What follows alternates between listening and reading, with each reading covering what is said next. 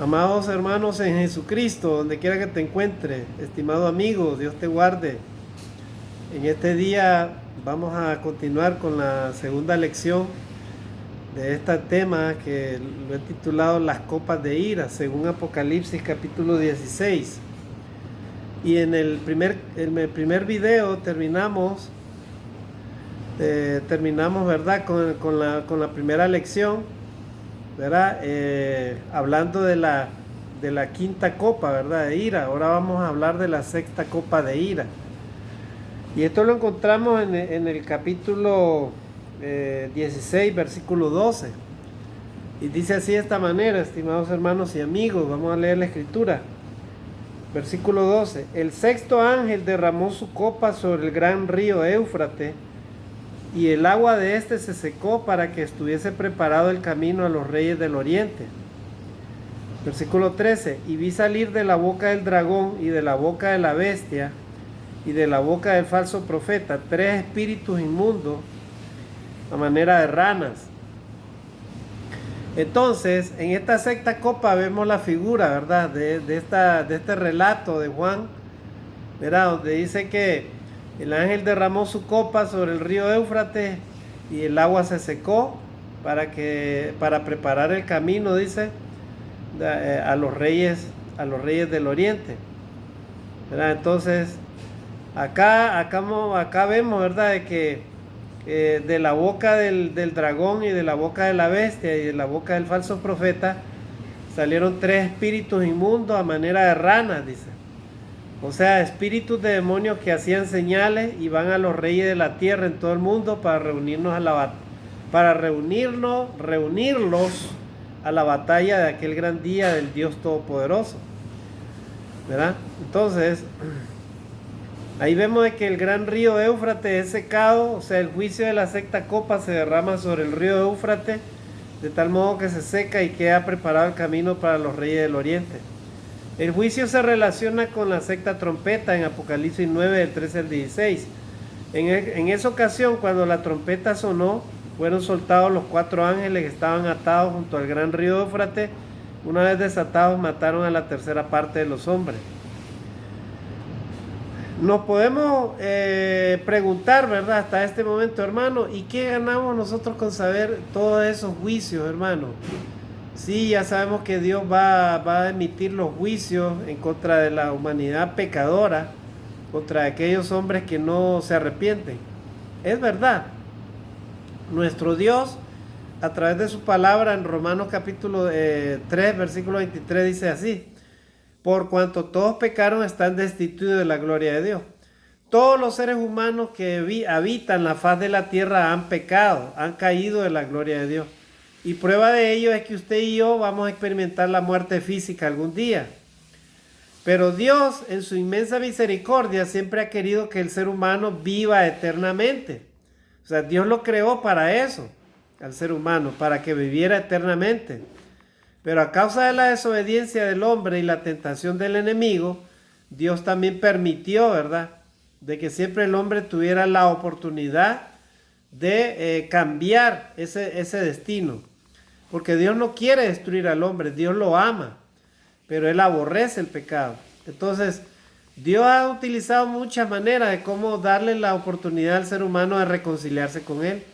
Entonces, ya último envió a Jesucristo para toda la humanidad, para que todo aquel que en Él crea no se pierda, mas tenga vida eterna. Entonces, estos juicios son para que usted y yo entendamos de que la batalla entre Dios y las fuerzas del mal se está dando actualmente. Ahorita, amados hermanos y amigos, la humanidad está atravesando unas situaciones bastante difíciles. A tal punto que ahorita estamos viviendo el fenómeno del calentamiento global, el niño global. Ya los científicos ya lo dijeron, para el año 2030 no quedará ningún glaciar, ¿verdad?, que no se derrita. Miren, hacia el año 2030, y estamos hablando que estamos terminando el 2023, solamente quedan 7 años nada más para que miremos los glaciares. Entonces la pregunta es, ¿hacia dónde vamos, estimados hermanos y amigos? ¿Hacia dónde va esta humanidad con todo lo que está sucediendo? Miren, terremotos, hambres, pestes, guerras, la destrucción del medio ambiente, inundaciones, huracanes, tormentas, tornados. La tierra se está secando en muchos lugares. La gente está migrando porque ya no hay agua, ya no hay nada que hacer ahí. Entonces la gente migra, hay una migración mundial a causa del calentamiento global, a causa de la destrucción del medio ambiente. Entonces, aparte de eso, hermano, ¿por qué está sucediendo todo eso? Una parte es a causa del hombre, a causa del mismo pecado, porque no hemos sabido relacionarnos con la naturaleza que Dios creó. Y otra parte, hermano, es a causa de los mismos juicios de Dios. Los seres humanos no entienden que es Dios el dueño de la vida, el dueño de todo. En muchos escritos de la Biblia está escrito claramente, si el hombre se arrepiente, si Israel guarda, dice, los mandamientos, entonces yo sanaré la tierra, yo haré salir la hierba del campo, sanaré las heridas de la tierra. O sea, es Dios, hermano, el que sustenta la vida. Amigo, es Dios el que te está dando oportunidad de vida para que te arrepientas hoy. Entiende esto, que nadie en este mundo es dueño de su vida. Dios es el dueño de la vida. Él es el creador. Él la da y Él la quita cuando a Él le place. ¿Verdad? Pero Dios lo que quiere es que nosotros los humanos entendamos de que los juicios de Dios son inevitables. Son inevitables a causa del pecado del hombre, a causa de la desobediencia. Pero si usted y yo estamos a cuentas con Dios como hijos de Dios, entonces no debemos de temer de lo que venga. Porque va a venir, hermano, muchas cosas que usted y yo las vamos a llegar a ver inclusive, ¿verdad? ¿A cuántas personas como cristianos, como hijos de Dios, hemos visto partir de esta tierra? Lo hemos visto partir. O sea, que ya no está entre nosotros. Pero mire hasta cuándo Dios nos está dando la oportunidad de vida para que usted y yo sirvamos a Dios con temor, con reverencia, con humildad. Porque a esos hijos de Dios son los que va a venir a buscar el Señor. A los arrepentidos, a los que reconocen sus pecados, a los humildes, a los que son imperfectos pero van buscando la misericordia de Dios. A esos va a buscar el Señor. ¿Verdad? Entonces, estos juicios que habla acerca de estos ángeles, hermanos, son revelaciones que el apóstol Juan recibió de parte del Señor. Y ustedes y yo debemos estar seguros de que la palabra de Dios no se equivoca, hermano. Siempre los juicios de Dios se van a manifestar, pero esos son a causa de la rebeldía de las naciones, la rebeldía del pecado. Si usted se fija, hoy en día se blasfema contra Dios. Hoy en día hay muchas personas que inclusive dicen de que Jesucristo no existe, que Jesucristo no ha venido, que Jesucristo no es real, que el juicio de Dios no es real. Hay personas que viven así. Y hoy en día, hermanos, Satanás se ha encargado de engañar a la humanidad, ¿verdad? Con muchas mentiras. Por ejemplo, la falsa religión, el falso profeta, ¿verdad? Toda esa es parte de su sistema de destrucción. ¿Para qué? Para engañar inclusive a los líderes, para que los líderes, ¿verdad?, conduzcan a las masas hacia la perdición, hermano. Así como las falsas religiones que hay ahora, ¿verdad? Entonces, hermano, debemos de tener mucho cuidado y debemos de estar orando en todo momento, estimados hermanos y amigos, porque los juicios de Dios son inevitables. Miren lo que dice acá. Entonces, acá vemos en este versículo que el río Éufrates, ¿verdad?, queda al descubierto. Vuelve a quedar en el centro de la acción y debemos de pensar de que en este sentido es la frontera oriental de Israel, dice. El hecho que se secara permitiría el avance sin dificultad de los grandes enemigos de Israel. En aquellos tiempos, ¿cuáles eran los grandes enemigos? Asiria, Babilonia, el imperio medo-persa, ¿verdad? Entonces, hermanos, debemos de pensar, ¿verdad? Como dice acá la palabra de Dios. Y vi salir de la boca, el versículo 13, de la boca del dragón y de la boca de la bestia y de la boca del falso profeta, 3 espíritus inmundos a manera de rana. Esta es una figura, hermano, o sea, habla de la Trinidad diabólica. Verá, ellos convocan, dice, a los reyes de la tierra para que luchen contra el Todopoderoso. Y eso es imposible, hermano. O sea, ningún ser humano, ningún líder mundial, ninguna nación se puede imponer en contra del Dios Todopoderoso.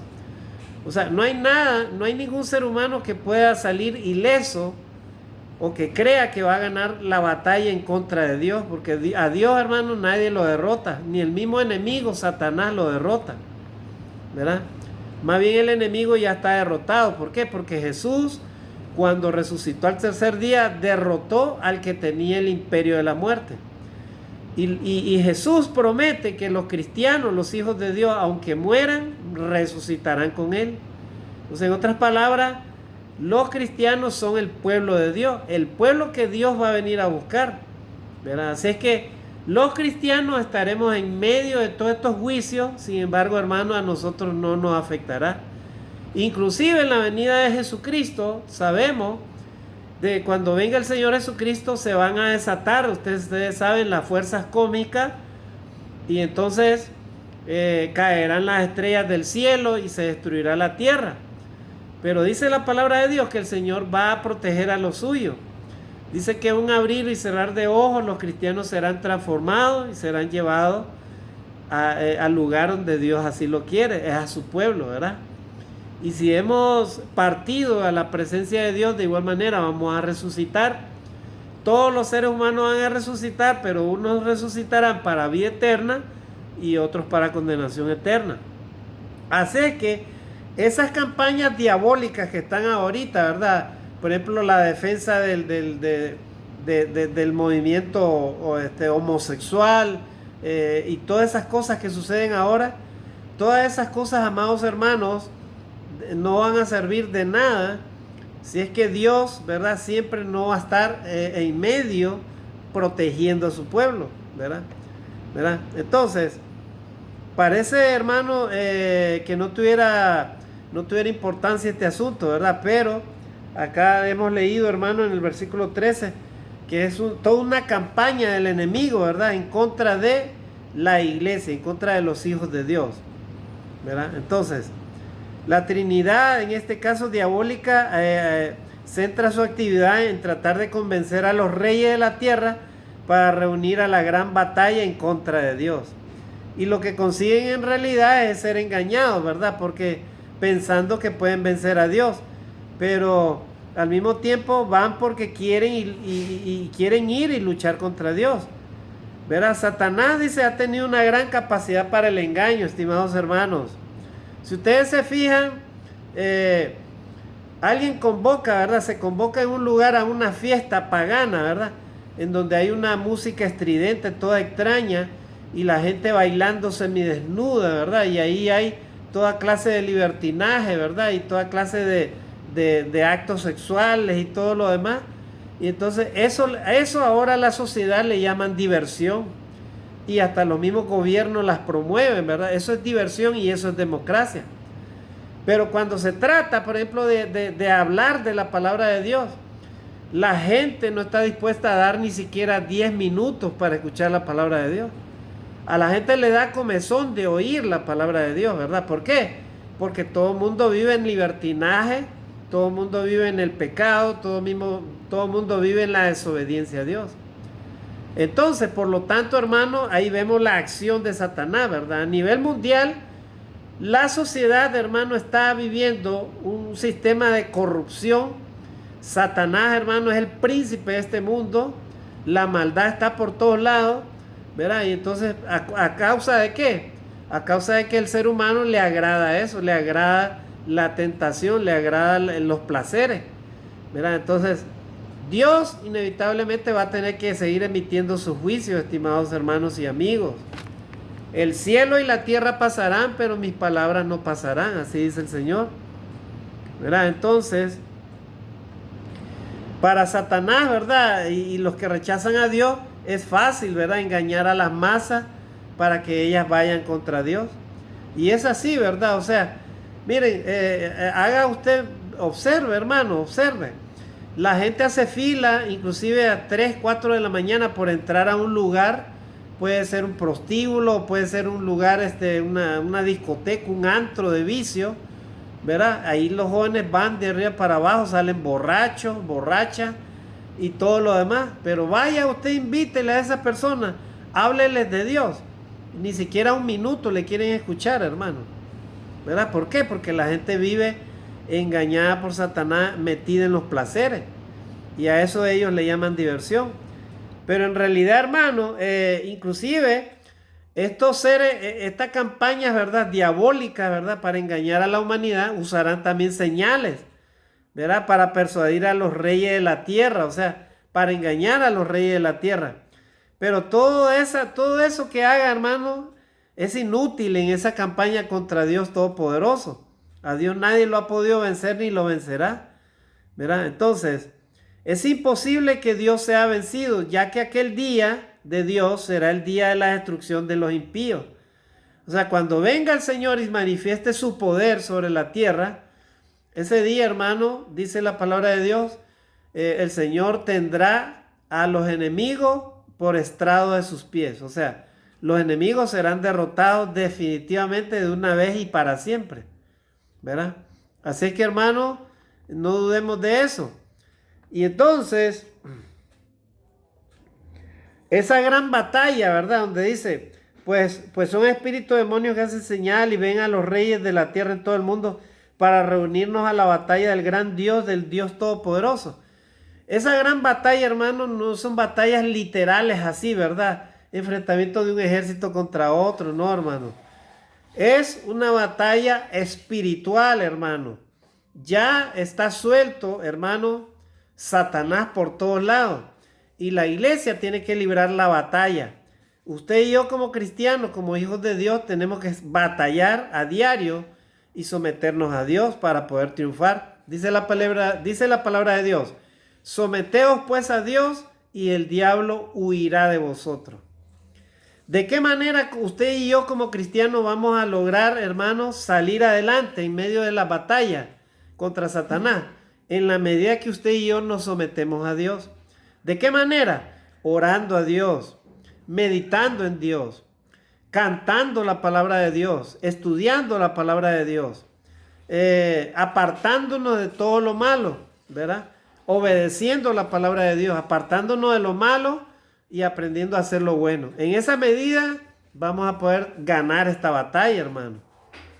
Todos nosotros somos como soldados, tenemos que llenarnos, hermanos, con las armas de Dios, con el escudo de la fe, el yelmo de salvación, con el calzado del evangelio, ¿verdad? Con las oraciones, ¿verdad? Un cristiano que ora fervientemente, ¿verdad? El enemigo tiembla, hermano, cuando escucha una oración en el nombre de Jesucristo. Porque el enemigo sabe quién es Jesucristo, el Hijo de Dios. ¿Se acuerdan cuando Jesucristo caminaba? Y dice que salió un hombre endemoniado. Y entonces dice que se acercó Jesús. Entonces ese hombre endemoniado le dijo: Señor, basta, por favor, no nos tortures. ¿Qué tienes contra nosotros, hijo del Dios Altísimo? Miren, o sea, los mismos espíritus demoníacos que estaban en ese hombre reconocieron quién era el Hijo de Dios. Y entonces, hermanos, cuando usted y yo como cristianos estamos orando a Dios y estamos en comunión con Dios, no hay nada ni nadie que nos pueda hacer daño, ¿verdad? Porque estamos con la protección de Dios. Así que, hermanos, siempre busquemos la misericordia de Dios. Los juicios de Dios siempre se van a dar, estimados hermanos y amigos. No perdamos la fe. Los hijos de Dios sabemos en dónde nos encontramos. Vivimos en este mundo, pero no somos de este mundo. Así que ahora vamos a leer esa frase. Dice, versículo 15: he aquí yo vengo como ladrón. Bienaventurado el que vela y guarda sus ropas para que no ande desnudo y vean su vergüenza. Entonces, la expresión como ladrón, hermanos, habla, ¿verdad?, de la sorprendente e inesperada venida del Señor, ¿verdad? O sea, no quiere decir que él va a venir a robar, no, sino que Él viene a tomar lo que legítimamente le pertenece. ¿verdad? Pero su venida, la venida de Cristo va a ser de tal modo que será imposible de predecir o de calcular por adelantado. ¿Cuántos líderes religiosos falsos han dado predicciones, ¿verdad?, acerca de la venida de Cristo? Pero Jesucristo ya lo habló claro. He aquí yo vengo como ladrón en la noche. ¿Cómo viene un ladrón en la noche? O sea, viene en el momento que menos lo esperamos. He ahí la gran necesidad para la iglesia de Cristo, para la iglesia y los cristianos, estar esperando en todo momento, velando, ¿verdad?, haciendo la voluntad de Dios. Si usted y yo hacemos la voluntad de Dios, dice la palabra de Dios, caerán 1000 y 10.000 a tu diestra, mas a ti no llegará. O sea, estaremos en medio de este mundo de conflictos, pero prevaleceremos. ¿Por qué? Porque Dios siempre nos va a proteger, hermano. Mira, por ejemplo, a ver, tenemos un texto acá que vamos a leerlo, segunda de Pedro 3:10.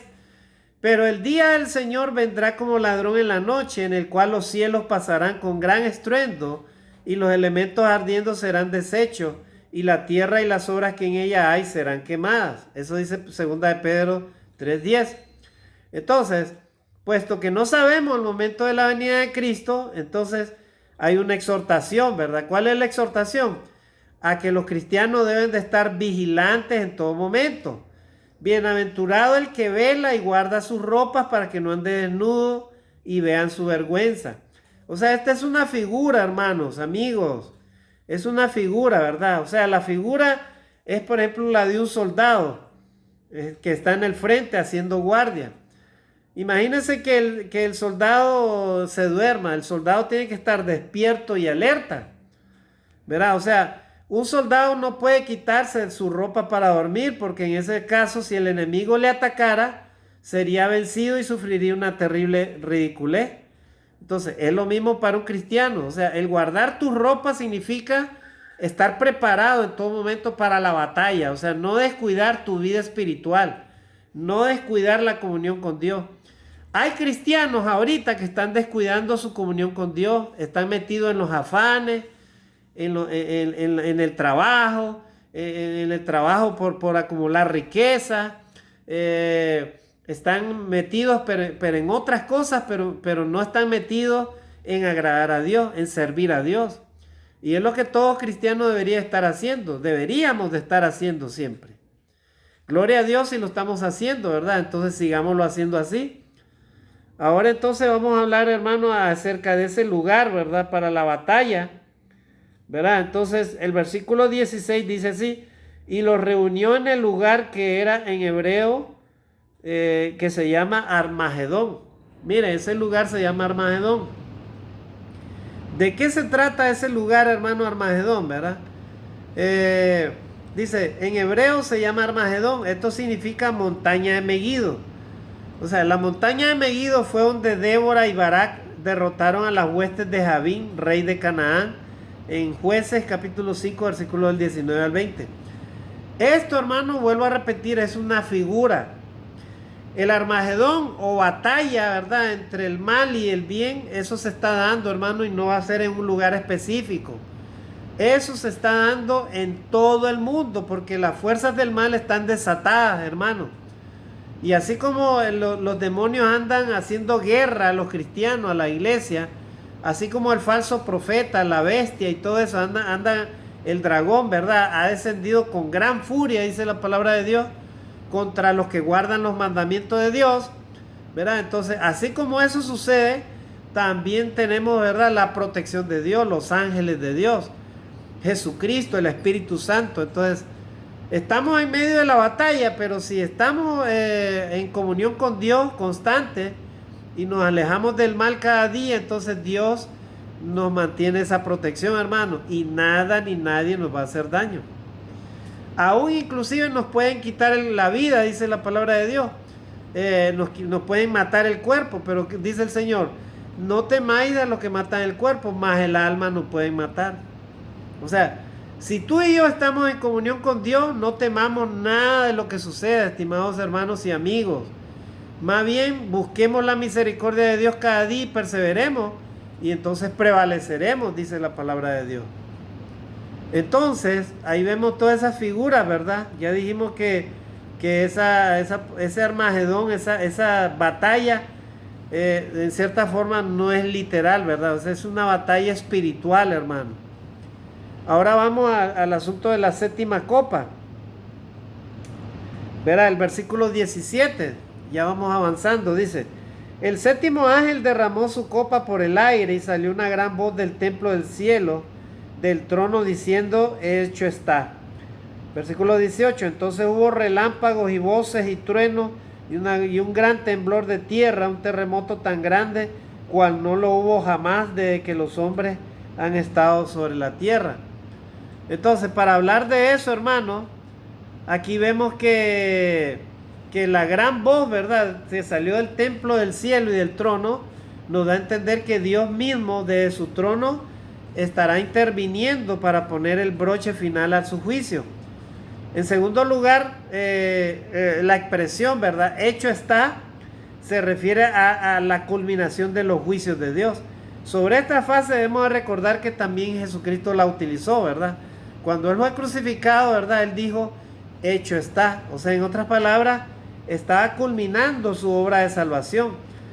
Hermanos en Cristo, amigo, Jesucristo culminó la obra de salvación. Estás todavía en el periodo de salvación, ¿verdad? En su obra de salvación ahorita.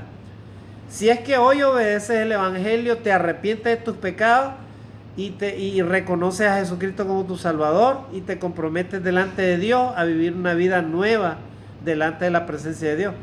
Pero si hoy escuchas la palabra de Dios y no te arrepientes y más tarde mueres, ¿verdad? Ya sea mañana en la mañana o hoy más tarde, entonces no le eches la culpa a Dios, ¿verdad? Porque Dios te está hablando. Ahí está el asunto.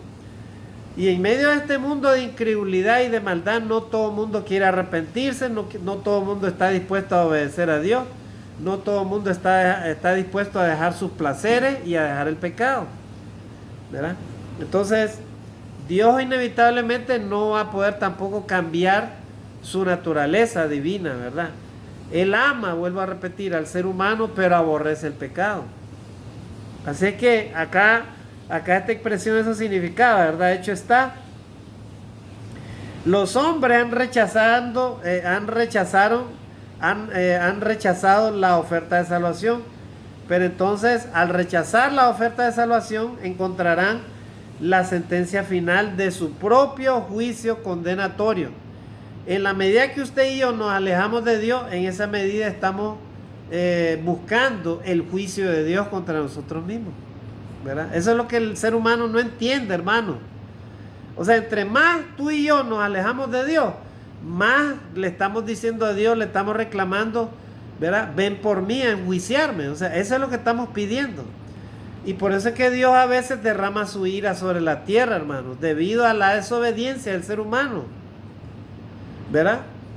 ¿Por qué? Porque el ser humano no quiere entender que Dios creó al hombre conforme a su imagen y semejanza. Dios lo creó para que el hombre fuera feliz sobre la tierra, para que el hombre poblara la tierra, para que el hombre ame a Dios, para que el hombre se ame a sí mismo y ame a los demás. Pero los hombres no quieren hacer así, ¿verdad? Ahora, ¿verdad? Los hombres quieren, ¿verdad?, buscar sus propios caminos, buscar sus propios placeres, buscar su propio pecado. Cada quien quiere hacer lo que quiera y vivir como quiera. Entonces, debido a eso, hermanos, Dios inevitablemente va a tener que emitir su juicio y lo está emitiendo. También debemos de hablar, hermano, de que en tercer lugar, ¿verdad?, donde dice, y hubo, dice, relámpago y voces y truenos y un gran temblor de la tierra, un terremoto tan grande cual no lo hubo jamás de que los hombres han estado sobre la tierra. Versículo 18. Acá, hermano, podemos entender, ¿verdad?, de que este juicio viene acompañado, ¿verdad?, de este temblor. O sea, en otras palabras, no se usa en otra parte, ¿verdad?, esta expresión, ¿verdad? Entonces hubo relámpagos y voces y truenos y un gran temblor de tierra. O sea, Juan describe esta plaga con una palabra que no se usa en ninguna otra parte de este libro. O sea, la plaga fue realmente y de sobremanera grande. En otras palabras, el juicio divino, hermano, comienza con un gran juicio, ¿verdad? Por ejemplo, la gran ciudad se fue dividida en tres partes. ¿A qué gran ciudad se refiere? Hay varias sugerencias. Por ejemplo, la más coherente se identificaría con la Gran Babilonia, cuya caída se va a describir con un detalle a continuación. Y lo que tenemos es el anuncio de su unidad y concordia que serían rotas. La caída de esta gran ciudad provoca también la caída de otras ciudades por todo el mundo. Las ciudades de las naciones cayeron. O sea, en otras palabras, estamos ante el colapso de la sociedad organizada tal como la conocemos ahora. El foco de este último juicio se centra en la Gran Babilonia. O sea, de parte de Dios recibe la más enérgica sanción. La Gran Babilonia estuvo en memoria delante de Dios para darle el cáliz del vino del ardor de su ira. No obstante, lo que tenemos es un breve anticipo de lo que va a ser el tema de los próximos capítulos 17 y 18. Los juicios de la Babilonia, estimados hermanos, ¿verdad? Y las ciudades de las naciones serán acompañados de terribles cataclismos, ¿verdad? Por ejemplo, dice, y toda isla huyó y los montes no fueron hallados. Y cayó del cielo sobre los hombres un enorme granizo como el peso de un talento. ¿Verdad? Estoy leyendo, hermano, versículo 19. Y la gran ciudad fue dividida en tres partes, y las ciudades de las naciones cayeron, y la gran Babilonia vino en memoria delante de Dios para darle el cáliz del vino del ardor de su ira. Y toda isla huyó y los montes no fueron hallados. Versículo 20, versículo 21. Y cayó del cielo sobre los hombres un enorme granizo como del peso de un talento, y los hombres blasfemaron contra Dios por la plaga del granizo, porque su plaga fue sobremanera grande. Entonces, acá vemos, ¿verdad?, que este enorme granizo causa una gran destrucción, pero esto causará, ¿verdad?, una destrucción inimaginable. La tierra será un lugar irreconocible, será devastado, ¿verdad?, y será convertido en un montón de escombros, especialmente Babilonia, la capital del gobierno del anticristo, y con ello todo lo que la cultura humana caída había producido quedará hecho añicos, o sea, quedará hecho en nada. Eso sucederá, hermano, con todas las naciones del mundo, sobre todo las naciones más poderosas, ¿verdad? O sea, cuando venga el Señor, hermano, la palabra de Dios dice que todo será destruido. La tierra será destruida con fuego, ¿verdad?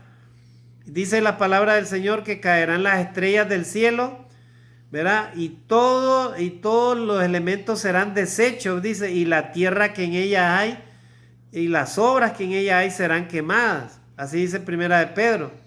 Así es que los hombres deben de ser conscientes de que estarán asistiendo al juicio final de Dios, ya sea sobre su cultura, sobre todo lo que significa la raza humana, pero lejos de arrepentirse o pedir perdón, ¿verdad?, los hombres vuelven a repetir la actitud que ya habían manifestado en todos los juicios que hemos leído. En otras palabras, los hombres blasfemaron contra Dios por la plaga del granizo, porque su plaga fue sobremanera grande. En la ley leemos, ¿verdad?, que los blasfemos debían de ser apedreados, Levítico 26:10. Y viendo cómo el granizo caía sobre ellos, pareciera estar dándonos a entender de que Dios estaba cumpliendo su sentencia sobre ellos. Amados hermanos en Cristo, y aquí vamos a ir finalizando. Dice la palabra de Dios: Dios no retarda su promesa, según algunos la tienen por tardanza, sino que es paciente para con todos, no queriendo que nadie perezca, sino que todos procedan al arrepentimiento. ¿Verdad? Así dice la palabra de Dios.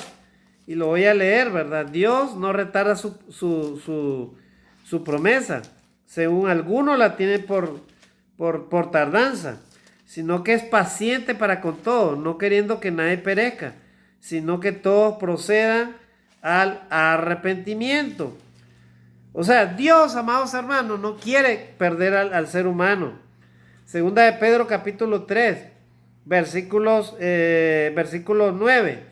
Segunda de Pedro 3:9. El Señor no retarda su promesa, según algunos la tienen por tardanza, sino que es paciente para con nosotros, no queriendo que ninguno perezca, sino que todos procedan al arrepentimiento.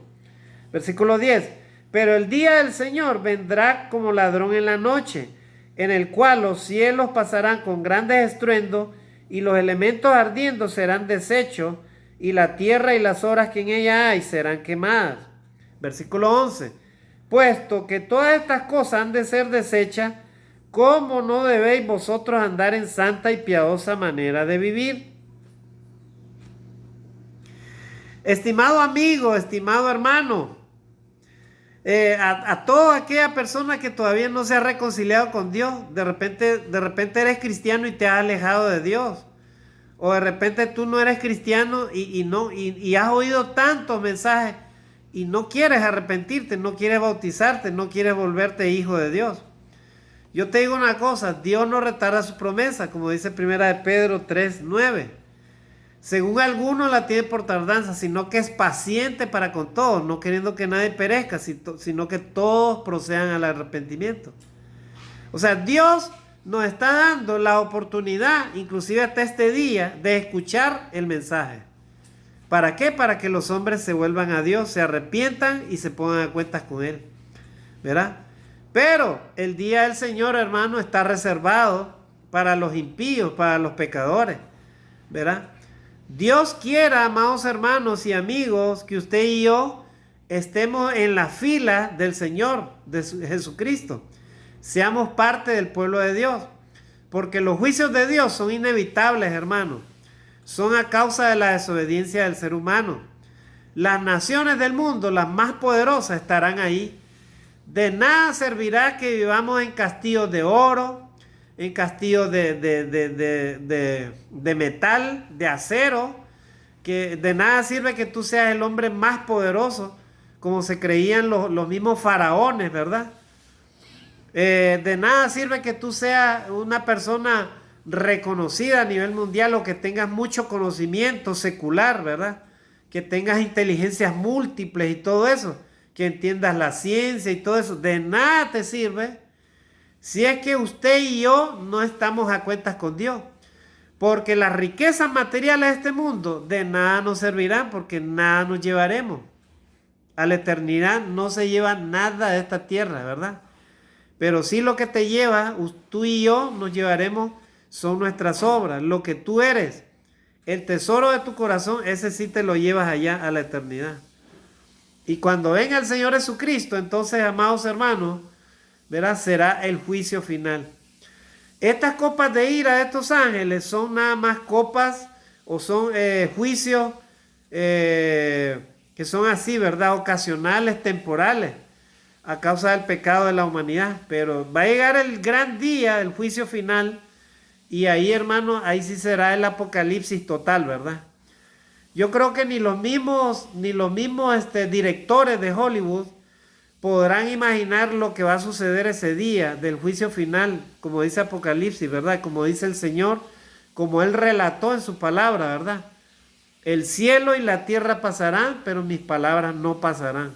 En otras palabras, el día de la venida del Señor, dice la palabra de Dios que aparecerá el Hijo de Dios en las nubes con gran poder y gloria y mandará a sus ángeles, dice, a recoger a sus escogidos a los confines de la tierra. Imagínense cómo será.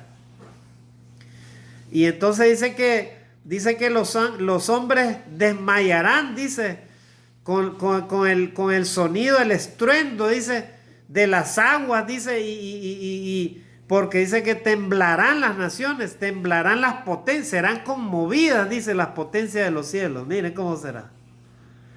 ¿Se imagina, hermanos, que ese universo que está ahorita sostenido por el poder de la palabra de Dios se desate, hermano? ¿Se imagina usted qué sucedería, hermano?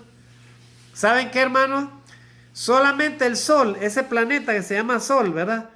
Es más de 100 veces más grande que la Tierra, para que usted tenga una idea. Más grande que la Tierra, más de 100 veces. No sé cuántas veces es más grande que la Tierra. Y hay planetas más grandes que el Sol, ¿verdad? Imagínense. Imagínense que todo el cielo, hermano, se desate, ¿verdad? Y se empiece a caer todo y se destruya todo, hermano. ¿Cómo va a ser? Imagínense, hermano. O sea, por eso le digo, ni los mismos directores de Apocalipsis pueden entender, ¿verdad, hermanos? ¿Cómo va a ser el juicio final? ¿Por qué? Porque va a ser, hermano, algo como nunca antes el ser humano lo haya experimentado en su vida. Nunca, nunca. Pero ese juicio, hermano, vuelvo a repetir, no es para los cristianos, para la iglesia. Ese juicio es para los no arrepentidos, para los pecadores, para los malvados. Mi oración es que al momento que tú escuches este mensaje de esta segunda lección, te encuentres bien de salud y Dios te está dando la oportunidad. ¿Para qué? Para que te reconcilies con Dios, para que te pongas a cuentas con Dios, ¿verdad? De tal manera que asegures tu salvación. No te dejes engañar por el enemigo, no te dejes engañar por los placeres de este mundo, no te dejes engañar por la riqueza, no te dejes engañar por la falsa religión, no te dejes engañar por tus pensamientos, por tu estilo de vida, por tu filosofía, por tus creencias. Cree en la palabra de Dios, cree en Jesucristo y serás salvo tú y toda tu casa. Amén, hermanos. Vamos a terminar acá, estimados hermanos y amigos, esta segunda lección. Entonces damos por culminado estas lecciones acerca de las copas de ira. Que Dios nos ayude a todos los cristianos en todo el mundo a hacer su voluntad, a estar a cuentas con nuestro Dios, para que de esta manera podamos tener la confianza y tengamos aseguradas en nuestras manos las promesas de parte de nuestro Dios, que son para vida eterna y son para nuestro propio bien, mientras estemos en este mundo. Que Dios te bendiga. Bendiciones y saludos a todos ustedes, estimados hermanos y amigos. Cuídense, Dios me los guarde. Estaremos en la próxima ocasión. Bendiciones.